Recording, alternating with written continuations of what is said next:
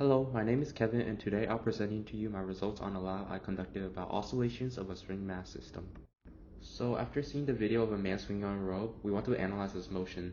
So to analyze the motion of this man swinging on a rope, we will model the rope and the man as a multi-particle string mass system. And the question we should be asking ourselves for this lab is, how can we predict the motion of a person swinging back and forth on a rope? So to answer this question, I will largely base my calculations on two fundamental principles. First, the Newton's second law, which is also known as the momentum principle, and the first law of thermodynamics, which is also known as the energy principle. I also will make a certain number of assumptions in this lab. First, the rope will stretch by a significant amount in a similar way to a spring, and therefore can be modeled by a spring. And second, the spring's mass is negligible, so I will consider the system's mass to be only the object's mass.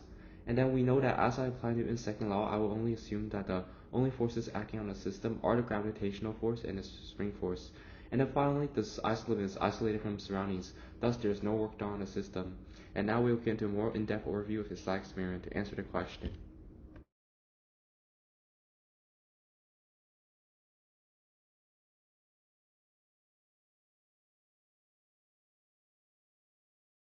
So before I actually run the Glossaryc program, I imported and analyzed the video of this system through Tracker, tracking the x and y coordinates of the mass during its swing.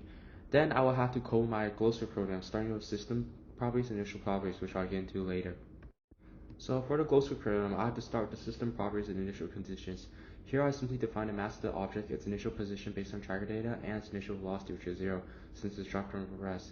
Next, I will define useful constants such as gravitational force, little g, the spring stiffness, k, subscript s, the spring's relaxings, L naught, and L hat vectors. The spring stretch will also be denoted by s. Also define four energies of our string mass system, such as kinetic energy k, gravitational energy u subscript g, and spring potential energy u subscript s, as well as total energy e. And then we'll see the calculation loop in the next slide. So here in our calculation loop, I set the initial energies defined by net force as the sum of gravitational force and spring force. I will then apply the momentum principle to update the object's velocity and position, as if they are parallel. From there, I could then update the energies and calculate the energy changes, as you can see here. And now I will run the program, which I will use a CSV file to position data that I exported from Tracker. And in the next following slides, we'll discuss our observations as well as some results. So now let's talk about observations I made from the output of my code. Whenever my code represents the motion of the observed ball as red ball and that of the computer spatial model as blue ball, as well as track the system's path. Although both balls are never exactly on top of each other, the object model's motion follows quite closely the general trend of the computational model's motion. This can also be illustrated by these x and y position versus time graphs that I also attached. So while these two curves are not identical, they are quite similar. In the following slides, we will show the energy versus time graph and its impact. So here we also have energy versus time graph plotting total change in energy delta E in orange, the change in kinetic energy delta K in blue, as well as the change in gravitational potential energy of U subscript G in red, and the change of spring potential energy delta U subscript S in green. We can notice that at any point in time, delta E is constant and is equal to 0, and delta K, delta U subscript G, and U subscript S vary between positive and negative sign. Well, regardless, delta K and change in kinetic gravitational energy and change in string potential energy always cancel each other out to add up to change in total energy, which is also 0. And this relates to the fact that there is no work done on the system, thus work done is 0.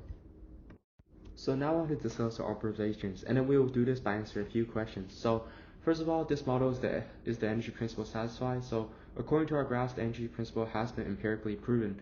Even though there are discrepancies, the position versus time graphs are in the same x and y, and for both the observed model and the computational model. Also, we can see in that first graph from previously that the change in energy is equivalent to the change in kinetic energy plus the change in potential energy of the Earth, as well as the potential energy of the spring. So this will now confirm that there are no energy transfers between the system and its surroundings, and thus the total energy in the system remains constant. This is why work done was 0, because we are counting it as one system. So now we'll talk about a little about periods of oscillation. So using data I have previously obtained in Tracker, I made two separate estimates of the oscillations. So first I did it by estimating it from the x position data, and second by estimating the y position data. So we can see that both periods of oscillation are relatively similar, but we can say that it takes longer for the spring to perform an oscillation along the x-axis than it does on the y-axis. So what can we tell from all of this? So in conclusion, I would now want to discuss some possible improvements to our model. So to make our computational model more realistic as better match our observed model, we could have included force of friction with the air in our net force. We also would call this drag. So also some errors simply originate in a lack of precision tracking and the position and tracker, which could be human error or even the person filming the video.